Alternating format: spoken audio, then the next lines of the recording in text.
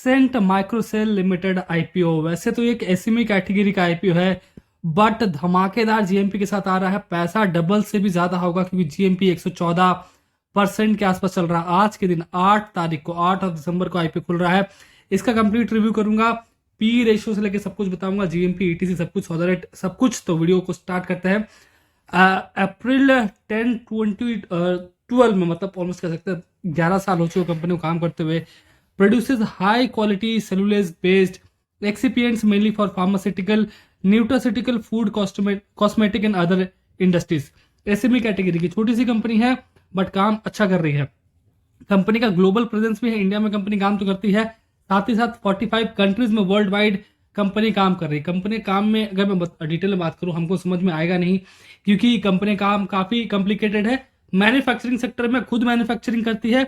2 manufacturing unit है, अहमदाबाद और दहेज SEZ इन भरूच। 2 जगह पे इनके आपको मैन्युफैक्चरिंग फैसिलिटी मिल जाएगी। साथ ही साथ माइक्रो क्रिस्टलाइन सेलुलोज MCC सब भी कंपनी बनाती है। जो मेरी जगह पे कंपनी का काम आता है, सेल करती है उसको मैन्युफैक्चर करके खुद।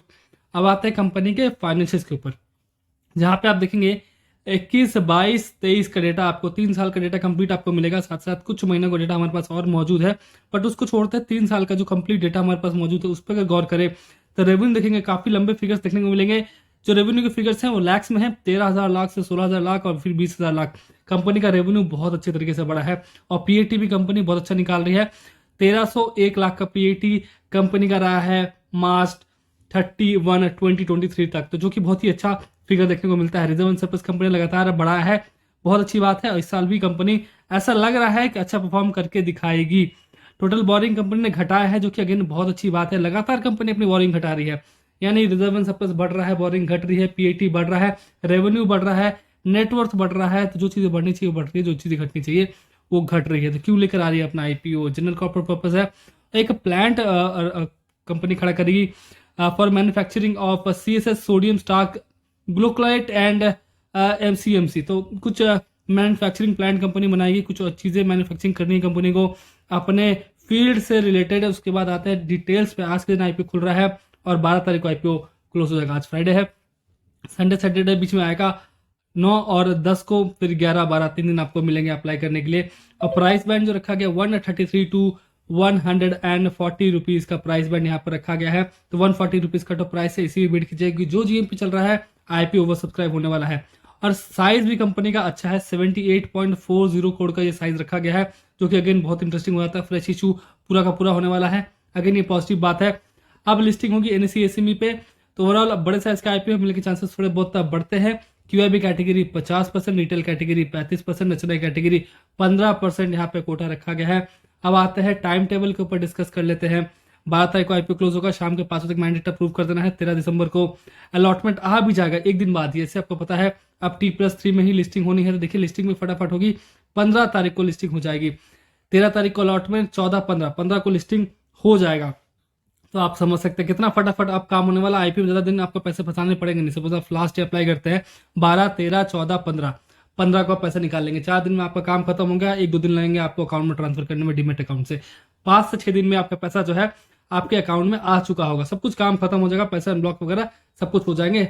अगर अलॉटमेंट के दिन पैसे अनब्लॉक होते तो रख लें कि आज आपने बिड किया, आज ब्लॉक हुए, कल अनब्लॉक हो जाएंगे। तो सोचिए फटाफट काम होने वाला है, आपको टेंशन कम होगी।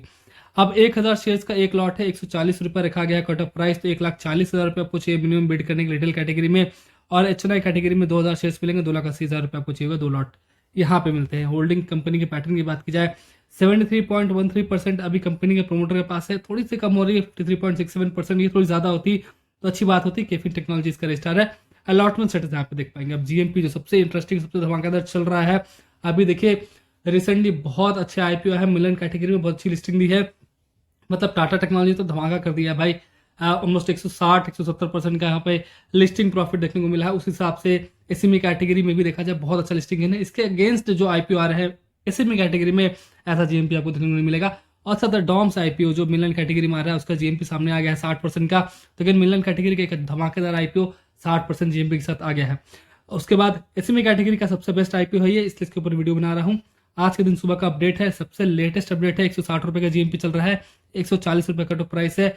आज जो सौदा रेट है 1,21,600 रुपए के आसपास यहाँ पे चल रहा है।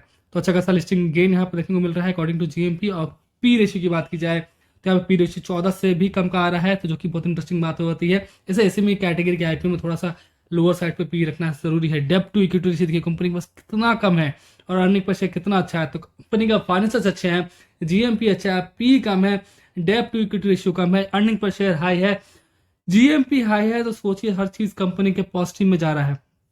अब आते हैं इसको देख लेते हैं एक बार को आज के पीयर से कंपेयर करते हैं तो आपको सस्ते वैल्यूएशन पर मिल रहा है, लेकिन जब लिस्टिंग होगी तो ये महंगा हो जाएगा, ऑब्वियस सी बात है। तो रिव्यू की बात की जाए, अभी तक मैंने कुछ भी नेगेटिव नहीं कहा, हल्का सा कंपनी के पास होल्डिंग कम है, बाकी हर चीज यहाँ पे कंपनी का फर्स्ट क्लास नजर आ रहा है। तो ऑब्वियस सी बात है इसमें अप्लाई कर सकते हैं, फर्स्ट डे ही अप्लाई कर सकते हैं, क्योंकि जीएमपी बहुत तगड़ी चल रही है और लगातार जीएमपी क्योंकि बढ़ी है, यहाँ पे जीएमपी घट नहीं रही है, उस हिसाब से कहूँगा फर्स्ट डे भी अप्लाई कर सकते हैं, सेफ साइड रहना तो थर्ड डे अप्लाई कर सकते हैं हम, क्योंकि 3-4 दिन है अभी इसमें अप्लाई करने में।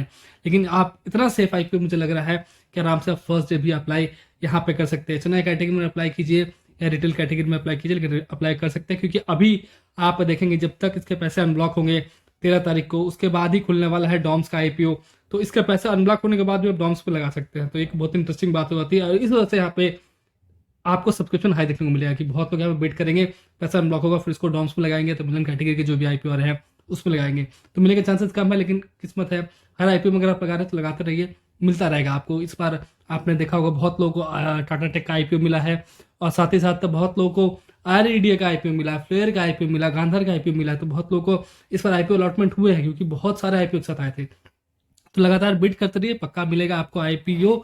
इनमें से ये था मेरा रिव्यू, आपका रिव्यू कुछ अलग हो सकता है, पैसा लगाने से पहले सोच समझ के लगाइएगा, पूरा रिसर्च करके लगाइएगा। इन्वेस्ट वीडियो देखने के लिए बहुत बहुत थैंक्स।